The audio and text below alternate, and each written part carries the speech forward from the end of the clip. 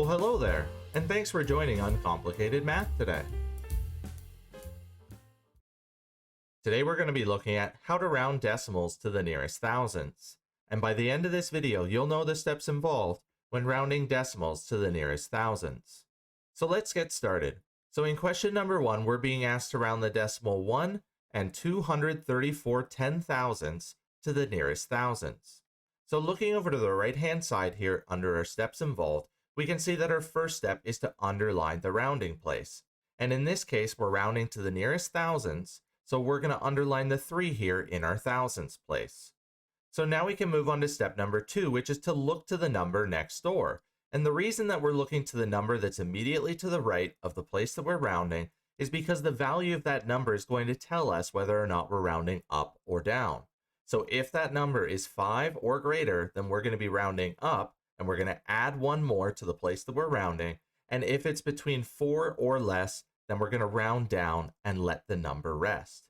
So in this case, we can see that the number that's immediately to the right of the place that we're rounding is a 4, so we're going to let the number rest. So we're going to keep the 3 the same here.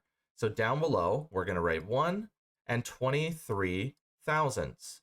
And noticing step number 3 here on the right-hand side, all the numbers after the underline are going to change to 0. But since we're working with decimals, if we write a 0 here, it doesn't change the value of the decimal. 1 and 230 10,000ths has the exact same value as 1 and 23 thousandths. So we don't have to include the 0 to the right when we're rounding decimals. So when we round 1 and 234 10,000ths to the nearest thousandths, we get 1 and 23 thousandths. So now we're going to move on to question number 2, where this time we're being asked to round the decimal 4,347 10,000ths to the nearest thousandths. So again, remembering our steps involved, our first step is to underline the rounding place, the thousandths place, and then we're going to look to the number next door for step number 2. And we can see here that this is a 7, so it's between 5 or greater. So we're going to be rounding up the number in our thousandths place by adding 1 more digit to that number, which is going to give us 5. So writing out down below, we have 435 thousandths.